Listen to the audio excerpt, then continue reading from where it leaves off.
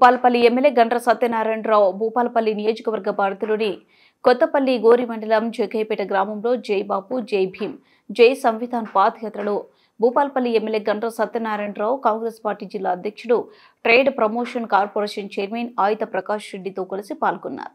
ముందుగా గ్రామం ముఖద్వారం బస్టాండ్ సెంటర్ వరకు పాదయాత్రగా చేరుకున్నారు. ఈ సందర్భంగా ఎమ్మెల్యే మాట్లాడుతూ మన దేశ రాజ్యాంగం అమల్లోకి వచ్చిన 75 సంవత్సరాలు పూర్తయిన సందర్భంగా రాజ్యాంగ విలువలపై ప్రజలు అవగాహన పెంచడమే లక్ష్యంగా ఈ కార్యక్రమం నిర్వహిస్తున్నామన్నారు. నేడు పేద బలహీన వర్గాల ప్రజల ఆకాంక్షలు నెరవేరటం లేదని ప్రధానికి పేద ప్రజల కంటే బడాబాబులు ముఖ్యమన్నారు. రాజ్యాంగం కేవలం ఒక పుస్తకం కాదని అంబేద్కర్, గాంధీ, పూలే లాంటి గొప్ప వాళ్ళ ఆలోచనలతో కూడిన ఒక పవిత్ర గ్రంథమన్నారు. పార్లమెంటు సాక్షిగా రాజ్యాంగాన్ని బీజేపీ పార్టీ అనగదొక్కాలని చూస్తుందన్నారు. అమిత్ షా అంబేద్కర్ ను పార్లమెంట్ సాక్షిగా అవమానించారన్నారు. గ్రామ మండల స్థాయిలో ఈ కార్యక్రమాన్ని ప్రజల్లోకి తీసుకువెళ్లాలని కోరారు. గాంధీ, అంబేద్కర్ ఆశయాలను, సిద్ధాంతాలను దేశంలో అమలు చేయాల్సిన సమయం వచ్చిందన్నారు. గతంలో కూడా కాంగ్రెస్ హయాంలోనే ఇందిరమ్మ ఇండ్లు ఇవ్వడం జరిగిందన్నారు. గత 10 ఏళ్ల నుండి నిరుపేదలకు గత ప్రభుత్వం ఇళ్లను ఇవ్వకుండా మోసం చేసిందని ఎమ్మెల్యే ఆరోపించారు.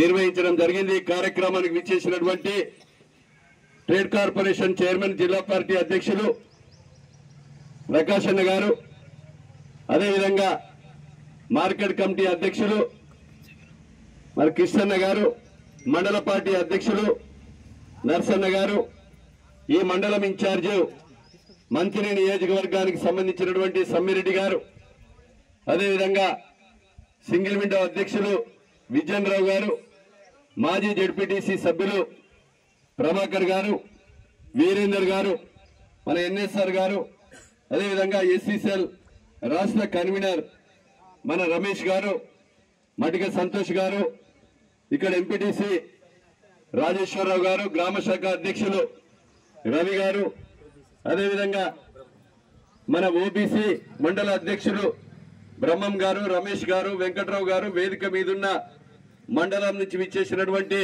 వివిధ హోదాల్లో ఉన్న నాయకులు, జగ్గయ్యపేట మా అక్క చెల్లెళ్ళు, అన్నదమ్ములు, పత్రికా మీడియా సోదరులు, ప్రతి ఒక్కరికి మా సురేందర్ కు హృదయపూర్వక నమస్కారాలు, ధన్యవాదాలు.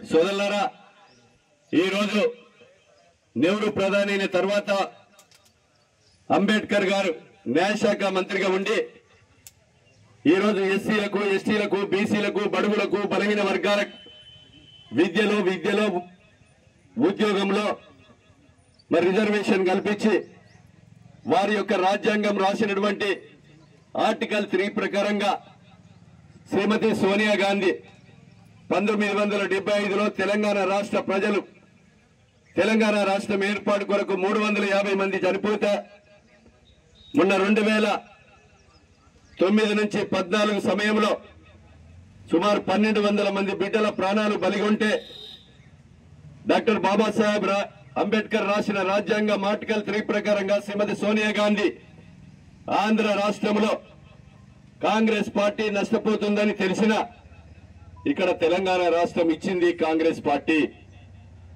ఇచ్చినటువంటి పార్టీలో గతంలో ఉన్నటువంటి బీఆర్ఎస్ ప్రభుత్వానికి అధికారం ఇచ్చారు.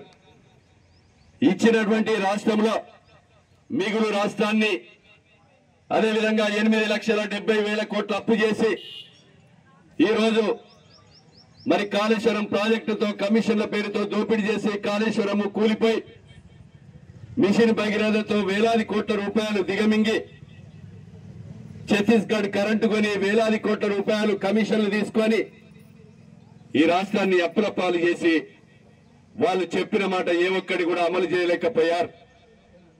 దళిత కుటుంబాలకు 3 ఎకరాల భూమి ఇస్తాను ఇవ్వలేదు.